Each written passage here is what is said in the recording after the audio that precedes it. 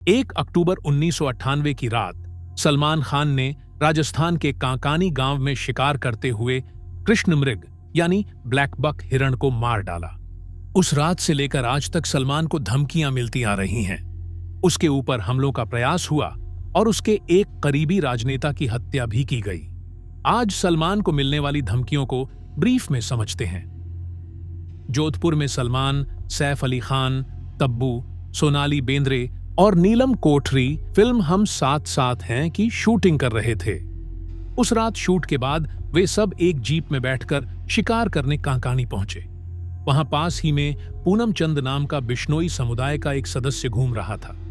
उसने जीप के हेडलाइट देखे और सुना कि जीप में सवार लोग हिरणों के एक झुंड को निशाना बनाने की बात कर रहे थे। सलमान ने हिरण को गोली मार दी। अब आप ये ना समझें कि मासूम सलमान ने औरों के कहने पर ऐसा किया। किसी ने ना भी कहा होता तो भी सलमान हिरण को जरूर मारता, क्योंकि कुछ ही दिन पहले सलमान ने जोधपुर के पास इसी तरह एक चिंकारा हिरण भी मारा था, जिसका अलग कानूनी मामला बना था। यह दूसरा मौका था जब उसने हिरण की ब्लैक बक प्रजाति को मारा। ब्लैक बक को मारने के बाद वे वहां से निकल गए। पूनम चंद ने जीप का नंबर देखा और वन विभाग को जानकारी दी। बाद में एक फोरेंसिक रिपोर्ट जारी की गई, जिसमें बताया गया कि सलमान की जीप के अंदर खून मिला था, जो मारे गए हिरण का था। उस समय ब्लैक बक हिरण इंडेंजर्ड यानी लुप्त होने के करीब माना जाता था और राजस्थान के हिंदू वैष्णव बिश्नोई समुदाय के लिए बहुत पवित्र था। वन विभाग की तरफ से की गई एफआईआर के बाद सलमान अदालत में पेश हुआ। चिंकारा मामले में पहले ही एफआईआर की जा चुकी थी। बिश्नोई समुदाय के लोगों ने सलमान के लिए स्ट्रॉन्ग पनिशमेंट की मांग करते हुए विरोध प्रदर्शन किया। लेकिन दोनों मामलों को एक साथ देखें तो भी सलमान ने अगले 9 सालों में सिर्फ 2 से 3 हफ्ते ही जेल में बिताए। इन सालों में कई बिश्नोई लीडर्स सलमान के लिए बार बार कठोर सजा की मांग करते रहे।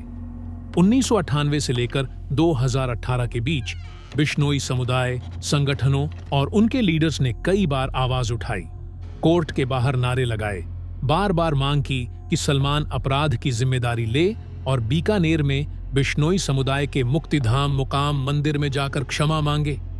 सलमान जब भी आसानी से जेल से निकल जाता, बिश्नोई समुदाय विरोध करता, लेकिन उन्होंने कोई भी गैर कानूनी कदम नहीं उठाए। मंदिर में क्षमा मांगने की अनगिनत मांगों को सलमान ने पूरी तरह अनदेखा किया। अप्रैल 2018 में सलमान को ब्लैक बक मामले में दोषी करार दिया गया और 5 साल की कैद की सजा सुनाई गई। लेकिन हमेशा की तरह इस बार भी उसने केवल 2 दिन जेल में बिताए और बेल मिल गई।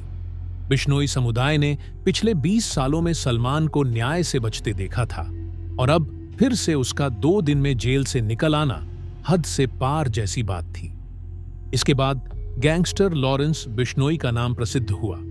उसकी गैंग ने खुलेआम ऐलान कर दिया कि सलमान को जान से मार दिया जाएगा, जिसके बाद धमकियों का सिलसिला शुरू हुआ। सलमान को बेल मिलने के सिर्फ 2 महीनों बाद गैंग के सदस्य संपत नेहरा ने सलमान के बांद्रा में स्थित गैलेक्सी अपार्टमेंट की करीब से परख की, लेकिन नेहरा हरियाणा में हथियार खरीदता हुआ पाया गया। लॉरेंस की धमकी के बाद उसके साथी के इस तरह प्लानिंग करते हुए पाए जाने का मतलब था खतरा नजदीक आ रहा था। सलमान की सिक्योरिटी टाइट की गई। अगले साल 2019 की सितंबर में सलमान को दोबारा जोधपुर कोर्ट में पेश होना था। उसके कुछ दिन पहले फेसबुक पर एक धमकी भरा पोस्ट डाला गया, जिसमें लिखा था, सलमान भारत के कानून से बच सकता है, लेकिन बिश्नोई समाज और सापू पार्टी की अदालत में दोषी है और इसकी सजा मौत है। इस तरह अगले कुछ सालों में धमकियां मिलती रहीं, लेकिन हर बार इसके पीछे लॉरेंस गैंग नहीं थी। कुछ मामलों में लोगों ने लॉरेंस का नाम इस्तेमाल करके फर्जी धमकियां भेजीं। जून 2022 में बांद्रा में सलीम खान को एक खत मिला, जिसमें लिखा था कि सलमान की हालत सिद्धू मूसेवाला जैसी की जाएगी। इसी साल सितंबर में सलमान को Y+ सिक्योरिटी दी गई, जो सिक्योरिटी के टॉप 7 लेवल्स में 5वें लेवल पर आती है। सलमान को एक पर्सनल बंदूक रखने की भी परमिशन मिल गई। कनाडा से गैंगस्टर गोल्डी बरार की तरफ से एक ईमेल भेजा गया, जिसमें लिखा था कि ब्लैक बक मामले में सलमान को भारी कीमत चुकानी होगी। अप्रैल 2024 में हेलमेट पहने हुए बाइक पर सवार दो आदमियों ने सलमान के गैलेक्सी अपार्टमेंट्स पर 4 गोलियां चलाई। लॉरेंस बिश्नोई गैंग की तरफ से इसे आखिरी चेतावनी बताया गया।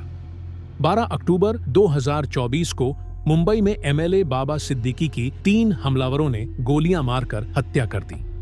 सिद्दीकी सलमान का करीबी था और लॉरेंस बिश्नोई गैंग ने उसकी हत्या की जिम्मेदारी लेते हुए कहा कि जो कोई भी सलमान और दाऊद का साथ देगा मारा जाएगा। अगले 2 हफ्तों में मुंबई ट्रैफिक पुलिस के व्हाट्सएप नंबर पर जमशेदपुर से सब्जी वाले शेख हुसैन ने और बांद्रा से ही आजम मोहम्मद ने एक्सटॉर्शन की फर्जी धमकियां भेजीं। जोधपुर में बिश्नोई समुदाय के लोगों ने सलमान के पुतले जलाए क्योंकि सलमान के पिता सलीम खान ने उसे निर्दोष बताया था।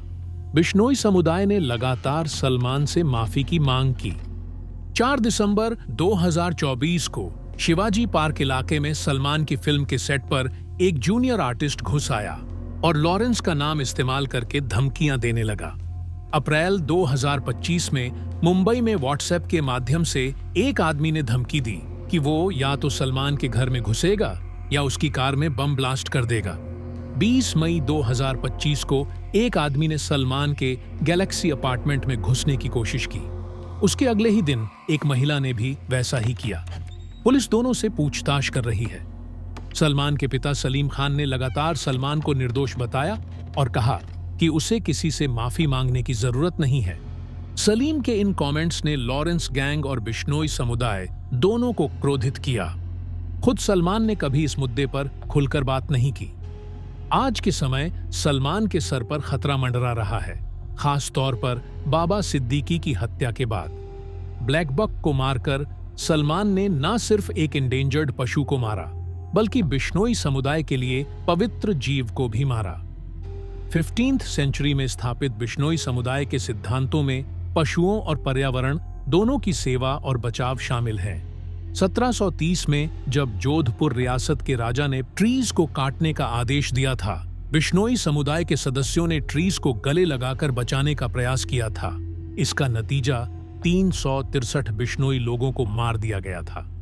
पशुओं से बिश्नोई इतना प्रेम करते हैं कि महिलाएं पशुओं को दूध भी पिलाती हैं। सलमान को इस बात का कोई ख्याल नहीं था कि वो उस प्रदेश में घूम रहा है जहां पशु प्रेमी बिश्नोई समुदाय के लोग रहते हैं। खुद एक धार्मिक व्यक्ति होते हुए सलमान को इस बात पर विचार करना चाहिए था कि उसने एक पाप किया और एक समुदाय का दिल दुखाया। उसे तुरंत इस बात का एहसास होना चाहिए था कि उसने बिश्नोई समुदाय की धरती पर उन्हीं की भावना को इतनी चोट पहुंचा दी। ये एहसास होता तो सलमान इस समस्या का जल्द समाधान कर लेता। माफी मांगने से आज ऐसी नौबत ना आती कि उसे Y+ सिक्योरिटी देना जरूरी हो गया। लेकिन वास्तव में सलमान पर कभी कोई असर नहीं हुआ। उसके करीबी लगातार उसके अपराध पर पर्दा डालते रहे। जेल गया तो वो भी नाम का। फिर भी मुझे लगता है कि आज भी सलमान के पास मौका है माफी मांगने का। वो 60 साल का होने वाला है और अब उसे इस समस्या से मुक्ति पाने का प्रयास करना चाहिए। बुढ़ापे में उसे मन की शांति चाहिए होगी। अपनी सुरक्षा को पूरी तरह ध्यान में रखते हुए उसे क्षमा मांग लेनी चाहिए।